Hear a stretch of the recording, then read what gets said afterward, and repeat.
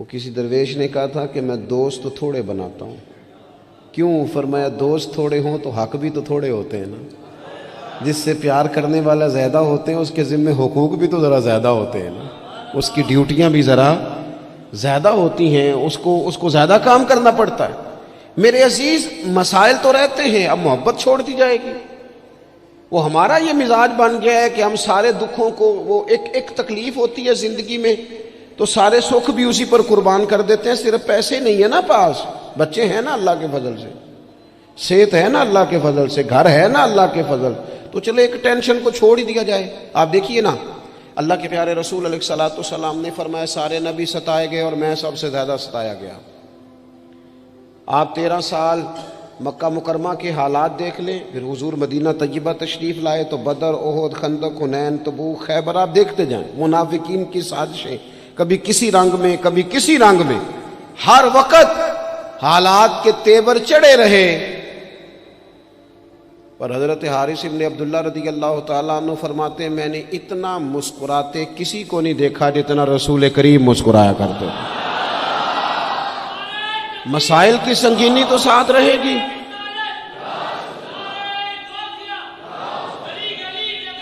لیکن میں اکثر کہتا ہوں، آج بھی میں دوپہر میں کہہ رہا تھا، پھر کہتا ہوں، ہم رہتے ہیں ناخوش لوگوں کے درمیان، ناراض لوگوں میں رہتے ہیں ہم. تو ناراض لوگوں میں رہ کے نا ہم نے بھی ناراض ہی رہنا شروع کر دیا، کیونکہ ہر کوئی کسی نہ کسی سے ناراض ہے. چاروں جانب ناراض لوگ ہیں، تو لہٰذا ہماری طبیعتیں بھی تھوڑی ناراض ہی رہتی ہیں. وہ لہجے اس طرح کے ہو گئے، انداز اس طرح کا ہو گیا. تھوڑی سی شگفتگی لائیں طبیعت میں، تھوڑا مزاج میں حسن پیدا کریں، تھوڑا سا نا خطاؤں کو بھولنے کا بھی مزاج بنائیں، تھوڑا سا نا طبیعت اس طرح کی بنائیں کہ کچھ چیزوں میں گنجائش بھی ہو، تھوڑا دل بڑا ہو، تھوڑی آسانی ہو. گھر میں بیٹھے بیٹھے ایک دن نبی رحمت صلی اللہ تعالیٰ علیہ وسلم نے فرمایا عائشہ ایک بات کروں تمہارے ساتھ. یا رسول اللہ میرے نصیب جاگ گئے. فرمائیے. حضور فرمانے لگے جب مجھ سے ناراض ہوتی ہو پھر بھی مجھے پتہ چل جاتا ہے، اور جب تم خوش ہوتی ہو پھر بھی مجھے پتہ چل جاتا ہے. تو حضرت عائشہ صدیقہ رضی اللہ تعالیٰ عنہ عرض کرنے لگی یا رسول اللہ صلی اللہ تعالیٰ علیہ وسلم مجھے میری ماں روئے، میں اور آپ سے ناراض. تو حضور فرمانے لگے بتاؤں پھر؟ یا رسول اللہ فرمائیے. تو محبوب فرمانے لگے کبھی کبھی قسم اٹھاتی ہو؟ حضور اٹھاتی ہوں. فرمایا جب خوش ہوتی ہو تو قسم اٹھاتی ہو کہ مجھے رب محمد کی قسم، اور جب تمہارے دل میں کوئی بات ہوتی ہے تو پھر کہتی ہو مجھے حضرت ابراہیم خلیل علیہ السلام کے رب کی قسم. پھر یہ لہجہ ہوتا ہے. سیدہ عائشہ صدیقہ کہتی ہیں لوگوں میں تمہیں بتا نہیں سکتی میری کیفیت کیا تھی. یا رسول اللہ آپ لفظوں کا بھی خیال فرماتے ہیں، کوئی کیا سوچ رہا ہے، کوئی کیا بول رہا ہے، آج کل اس کی گفتگو میں کیا، یہاں تک کریم خیال کرتے ہیں، یہاں تک آپ مہربانی فرماتے. ہم کہاں خیال رکھتے ہیں کسی کا لہجہ کیا ہے، کوئی بیچارہ آج کل کس تکلیف میں. ہمیں کیا لگے، اپنے آرام سے زیادہ اور اپنی طبیعت کے سکون سے زیادہ تو ہم کسی چیز کو جاننے کو تیار ہی نہیں ہیں. کہاں مجھے پتہ چل جاتا ہے. حضرت عائشہ صدیقہ رضی اللہ تعالیٰ عنہ عرض کرنے لگی حضور میرے ماں باپ قربان ہو، میری زبان سے نام ہی جاتا ہے، میرے دل میں ہر وقت آپ موجود رہتے ہیں. دل میں لہجہ جب محبت والا ہو، انداز جب ذرا پیار والا ہو، جب تھوڑا سا نا ہمیں پیار کرنا آئے. دیکھیں نا اچھے برے لوگ مل ہی جاتے ہیں، تلخ رویے والا بھی کو مل ہی جاتا ہے، لیکن اگر ہمارا رویہ ٹھیک ہوگا نا تو بڑی ساری چیزیں ویسے ہی ٹھیک ہو جائیں گی. میں کچھ لوگوں کو دیکھتا ہوں وہ نہ پیار نہیں کرنا چاہتے، وہ تھوڑی دیر کے لیے شفقت نہیں کرنا چاہتے. وہ اقبال کہتے ہیں کوئی کارواں سے ٹوٹا کوئی بدگماں حرم سے، کیونکہ میرے کارواں میں نہیں خوبے دل نوازی. یہ جو آگے لگے ہوئے ہیں انہیں پیار نہیں کرنا آتا. اگر انہیں پیار کرنا آتا تو بڑے سارے لوگ ٹوٹ کر نہ جاتے. کچھ مزاج میں درگزر ہو، کچھ محبت کا لے جاؤ. یعنی ایک تو یہ ہے نا کہ ہم بتا رہے ہیں، دکھا رہے ہیں، سمجھا رہے ہیں، اور ایک یہ ہے کہ آگے پیچھے دائیں بائیں دیکھا جائے، جب کوئی نظر نہیں آ رہا تو پھر جیب سے تسبیح نکلے اور حضور پر درود و سلام شروع ہو. پھر کیفیات اور قسم کی ہو. جب یہ خاص وابستگی نصیب ہوگی اس کے بعد کسی کو جرت نہیں ہوگی ہمارے گھروں کے اندر داخل ہو کے فتنہ گری کرنے کی۔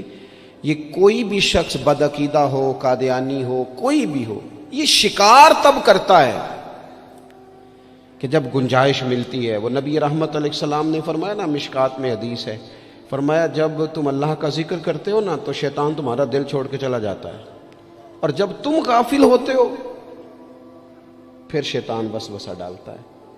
شیطان کے وسوسہ ڈالنے سے آدمی غافل نہیں ہو رہا، بلکہ بندہ غافل ہوا تھا،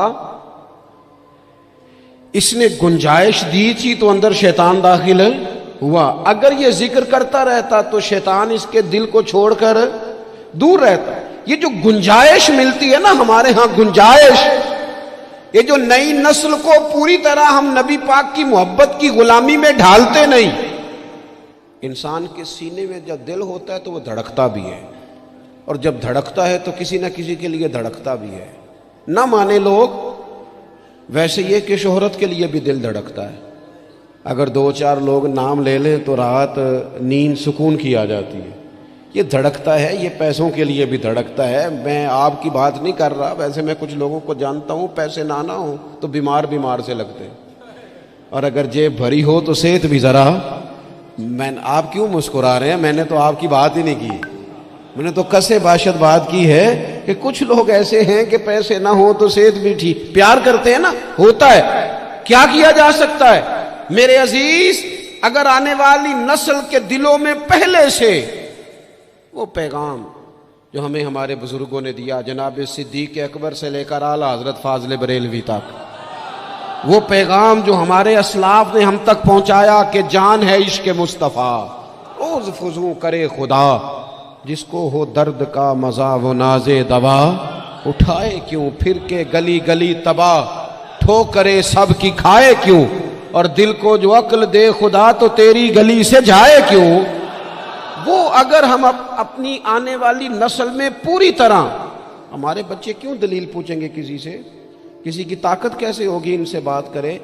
لیکن ہم نے نا انہیں کاروبار تو سکھائے ہیں، طریقے تو سکھائے ہیں، وہ خاص رنگ نہیں سکھایا۔